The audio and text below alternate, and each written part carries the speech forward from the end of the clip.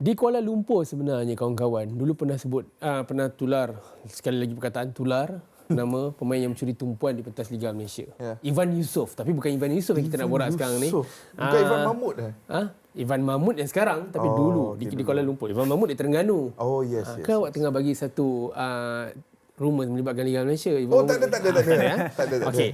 Saya bukan Zulhelmi Zainal Azham. Itu awak kena tanya Zul. Zul yang tahu. Itu barang dia. Itu barang dia. Okey, tapi bukan Ivan yang tu kita nak sebut. Kita nak sebut Ivan yang lain. Ivan Toney sebenarnya. Umur nak masuk 28. Tapi aku ada lakukan sedikit siapan di laman X. Dan kita boleh terus tengok beberapa feedback yang kita sempat screenshot sebenarnya. Okey, itu apa yang aku tulis semalam. Dan Alhamdulillah dapat feedback sikit daripada Irfan Naim X. Yalah, Irfan MX lah saya cakap. Paling tepat destinasi untuk Everton ni adalah Arsenal, sebab Arsenal sekarang memerlukan gol scoring striker berbeza dengan Jesus dan juga Nketiah. Dengan adanya Tony ni, maybe akan bantu Arsenal dari segi jaringan dan menjadi focal point untuk bagi depan. Kemudian daripada Amin Mazli, once he's back, better for him to stay with Brentford until the season ends. Sebab ialah kalau 8 bulan tak main, perlu dapatkan form dia balik. The best choice for his destination is definitely Arsenal. They need a proper number 9 macam Tony. Korang agree tak dengan dua-dua ni melibatkan dia dan juga Arsenal? Aku setuju dengan number 2 especially. Okay. Aku rasa lepas dia datang balik ni, paling kurang dia boleh buat bukan sekadar untuk dapatkan fitness semula, tapi paling minimum kau boleh buat lepas Brentford backup kau throughout the process adalah kau bantu dorang sekurang-kurangnya separuh musim lagi. And then when the season ends, lepas tu the best destination untuk kau adalah Arsenal. Walaupun sebagai Man United fan, kalau aku dapat Ivan Toney memang aku gembira jugalah. Tapi from a logical point of view, kalau aku letak diri aku dalam position Ivan Toney, kau tak nak masuk ke dalam environment yang kucak-kacir macam United. Sebab sekarang ni kau dah umur dah tua, kau ada a few good years left, kau ambil je a club that is competing right at the top, yang memang betul-betul nampak seperti mereka sangat memerlukan kau. And it will be a match made in heaven lah. Jun Hang, kau agree dengan dua-dua tweet ni? Saya sebenarnya disagree dengan statement yang pertama. Statement pertama sebab saya rasa Arsenal memang dah dia punya play style lah, Tony punya play style. Saya rasa tak begitu sesuai dengan Arsenal sebab mereka memerlukan Gabriel Jesus punya work rate di atas padang. Untuk membuat pressing, dan Nketiah juga adalah seorang pemain yang potensi juga tetapi telah menunjukkan kualitinya di depan gol. Ivan Toney, dia adalah seorang pemain yang lebih direct tetapi memiliki badan yang sangat besar, boleh membuli defense, boleh mencipta peluang, link up semua bagus. Tetapi buat ketika ini Arsenal, I don't know dia punya. Tapi awak tak rasa yang Arsenal boleh adapt kepada corak permainan Tony? Saya rasa ada lebih banyak posisi yang mereka patut memberi lebih banyak tumpuan seperti left back. Aku agree dalam tak agree apa yang kau cakap. Aku faham maksud kau, Chun Hang. Maksud aku agree dalam tak agree tu is aku agree yang Arsenal perlukan pemain lain. Dan tapi aku tak agree bila kau cakap bukan striker, sebab bagi aku they need a better striker, tapi bukan Ivan Toney aku rasa.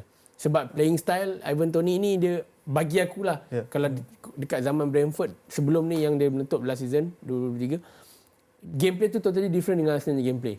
Sebab gameplay Arsenal ni dia ialah kalau lebih pada fast pace, kurang long ball sebenarnya. Aku tanya soalan simple. Contoh macam dulu kita nampak Pep Guardiola punya team. Pep Guardiola punya team dalam 10 tahun pun kita mungkin tak boleh bayang yang satu hari nanti striker macam Erling Haaland tu akan main di bawah Pep.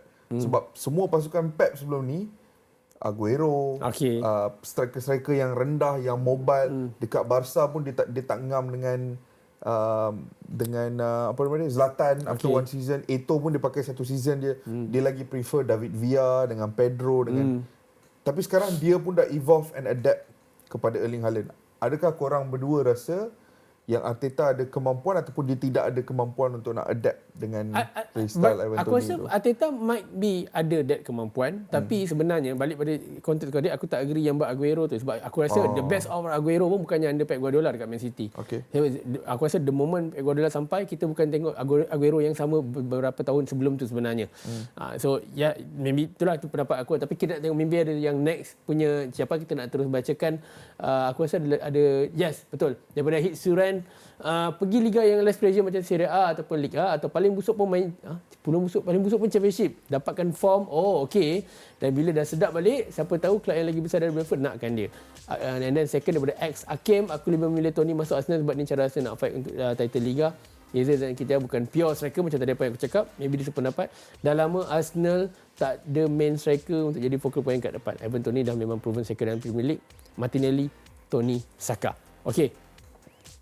Last trio dekat Premier League yang kita akan ingat bukan satu nama tapi tiga nama.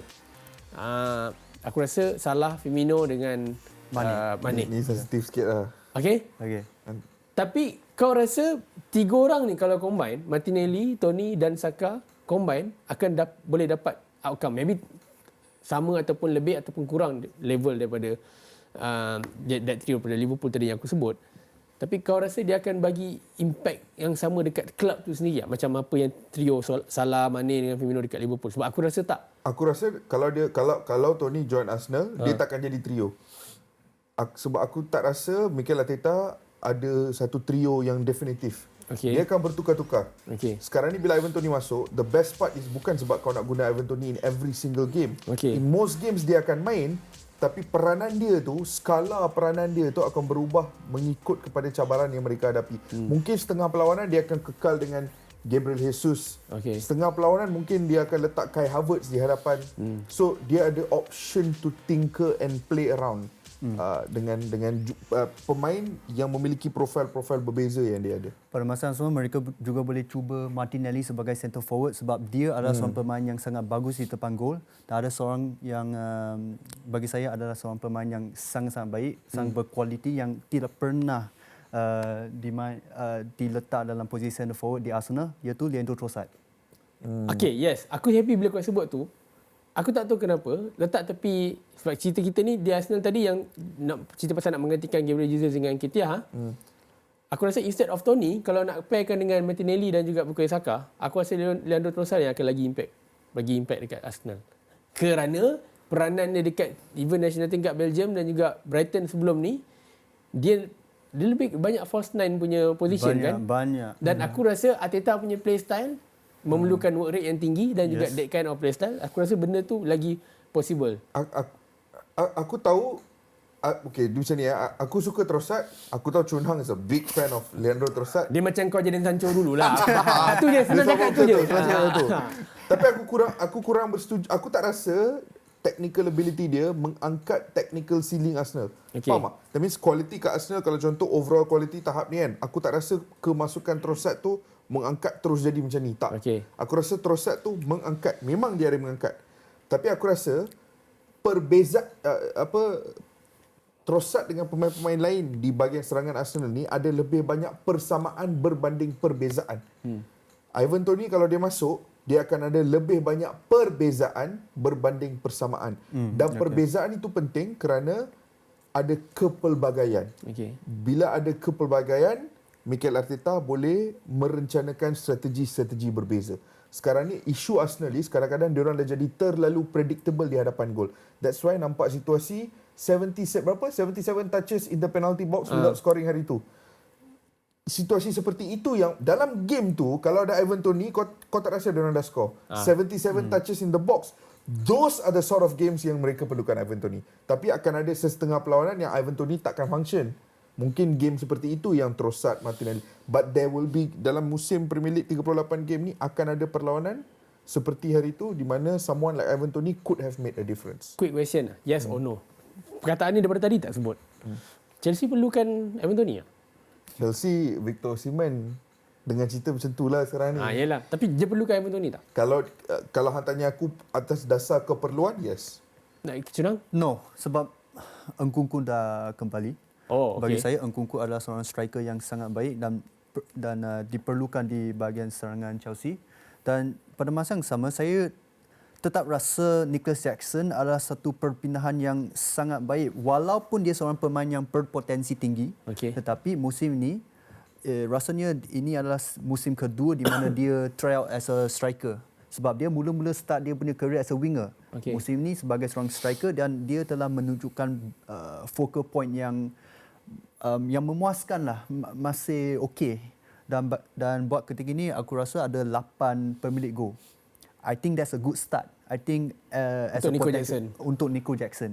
Nkunku pula dia lain. Dia menunjukkan level yang jauh berbeza daripada Nicholas Jackson, dan bagi saya Nkunku adalah starting striker Chelsea.